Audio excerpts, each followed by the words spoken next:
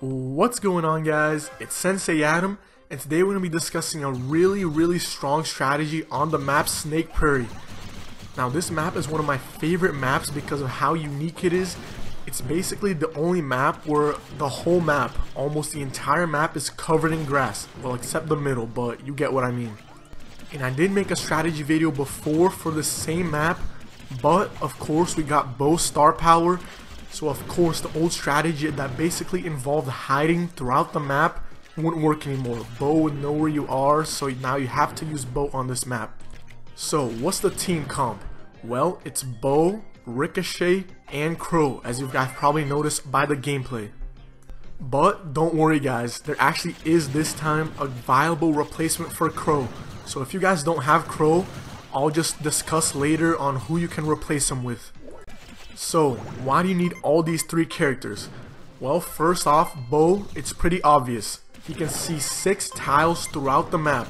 So since this map is all grass, you have to use him no matter what.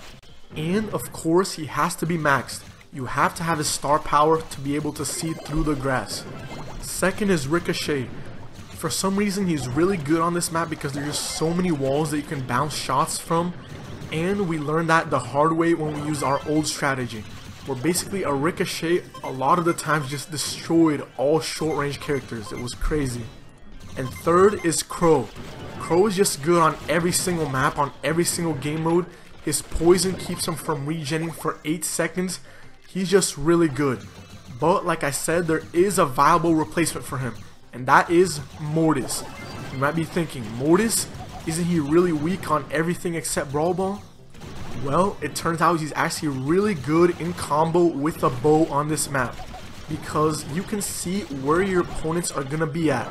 So you can sneak up on them and come really close and use all 3 dashes on them instead of having to use a dash to actually get close. And when we did use a Mortis instead of a Crow, we had just as much success as with the Crow. So if you guys want a viable replacement for Crow, Mortis is your boy. So without further ado, let's just get started on discussing how you do this strategy and what you need to do to make it as successful as possible. First, let's discuss Bow's role because that's what I'm playing in this gameplay. And like I said before, he's the most crucial out of everybody. First, let's talk about his positioning. Especially at the start of a match, you want to be in a position where you show as much of the grass as possible. You want to know exactly where your opponent is going to be. Especially since this map, you see a lot of short range characters like this bull here. You want to know where they are all of the time. So just put yourself in a position so you and your teammates know where they are 24/7. Like right here is a perfect example. We can see exactly where the spike is, so Sam over here can just go and assassinate him right away. Now, second thing, mine placement. Now this is really important as well. I see a lot of people when they play bow just place their mines randomly or throw it straight at where the opponent is right now. No, that's not what you want to do. That's a really bad mine placement. Where you want to put your mines is in a place where I just put mine right there. You want to put it in a place where your opponents aren't there right now, where they're going to forget about it and only walk into it in like 15 or 20 seconds. Right there, the other bow just failed and threw it right at us, so I know exactly where that is. And I already made a mental picture of where those 2 mines is, so I know not to walk over there. So your goal to place mines is usually put it in a place where they won't notice it, like right here. I don't think anybody saw me throwing it over there, so now if they walk over there, they're not going to know to trigger it. See? Just like that bull did. So he just walked straight into it. Second thing about your mine placement is that you want to put it at a choke point, not just at a random location. Like say right there where I just threw mine. If they walk straight down that line, that's a choke point. It's basically like a narrow hallway or a pathway that you think they're going to have to walk through to get to you in the future. So you just place it there and leave it there for a while, and then hopefully they're going to walk through it in the future. And lastly, it's your positioning through the mid game and the end game. At the start of the game, once you get your mines, you should put them, like I said before, at the choke point, and the best one to do it is right there where that bow was at. Because if you know you're ahead throughout the entire match, you want to blow up that grass as much as possible to prevent them from coming to you in the grass hidden. And then after that, if you're ahead, it's almost impossible for you to lose. I say almost because you can be unlucky. So to get to you in the end game, what they're gonna have to do is walk through the middle without any grass while your crow just blasts them down with poison. And you also have yourself and the Rico to do damage while walking back. It's just really hard to come back after that. But basically Bo's positioning in the end game is I like to stay in the middle, just doing chip damage and not letting them get HP back. But if you did switch out Mortis for Crow, then you probably want to stay more on their side in order to actually help out your Mortis on going aggro and going after them.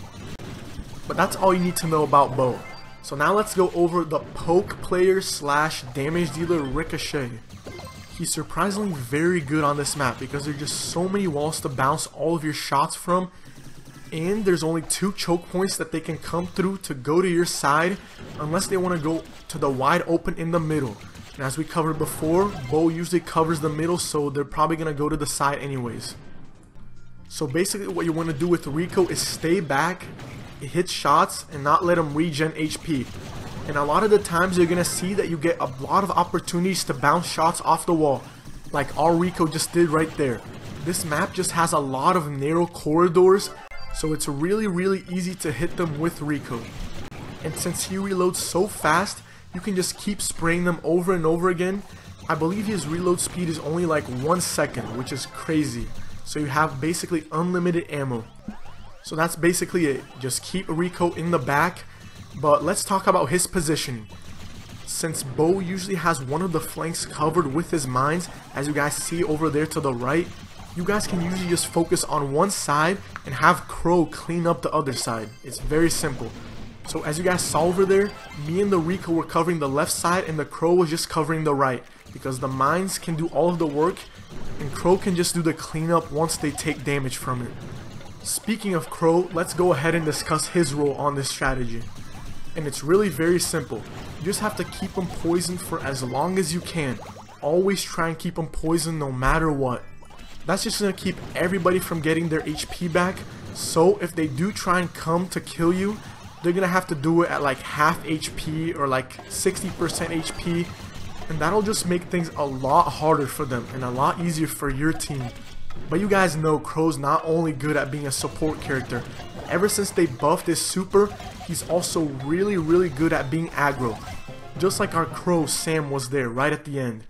Basically, if you see somebody at half HP, or somebody that you know that you can kill by using your super on them and then using your attacks, and you know that you can escape, do it. It's just that simple. Crow's just an amazing assassinator. Like, it's not even funny. He's so good at killing people at 50% HP. Just use your super, jump on top of them, and boom, they're gonna die. But let's discuss my replacement for Crow, which is Mortis. Now, he's played a little bit differently because he's an aggro character. This also requires the Bo to play a little bit more aggro because you have to actually go close to their base so you can give vision to the Mortis so you can actually get close to everybody and just assassinate them. So if you're going with Mortis instead, I would probably say don't break as much of the grass because Mortis needs that element of surprise to be very effective. So let's discuss some potential matchups that you might go against. The most obvious is Bo. Basically, when you go against the Bo, you want to have your Bo player always stalking them. You don't want them to have a vision in an area where you don't have it. Secondly, you'll have a lot of short range characters like Shelly and Bull. They used to be very good on this map, but I don't know how good they are now because Bo can just show exactly where they are, just like that Shelly got obliterated by our mines. So they should be fairly easy. Just have your Bo show exactly where they are, and your Crow and Rico should do the rest of the work. And last but not least, let's just discuss one more thing that's vitally important. The end game. This is what it usually should look like for you. You have all of the middle grass destroyed, so in order for them to get to your base where everybody's hiding, they have to walk through the middle no man's land while we're hiding in the grass over here, walking straight into our fire. It's just like that World War I tactic where your army's just hiding down in trenches while the enemy just charges through the no man's land trying to get to you while your army just stays back hidden, shooting them down. That's the best analogy I could come up for this tactic. But anyways guys, that's it for the strategy. If you guys enjoyed the video, make sure to leave a like, comment, and subscribe. I am running a $50 Canadian iTunes gift card giveaway for my 3,500 sub special. So if you guys want to enter that, I'll leave the link to that in the description. You still have 3 days to enter. I'm going to pick the winners on January 1st. But I'll see you guys next time. Peace.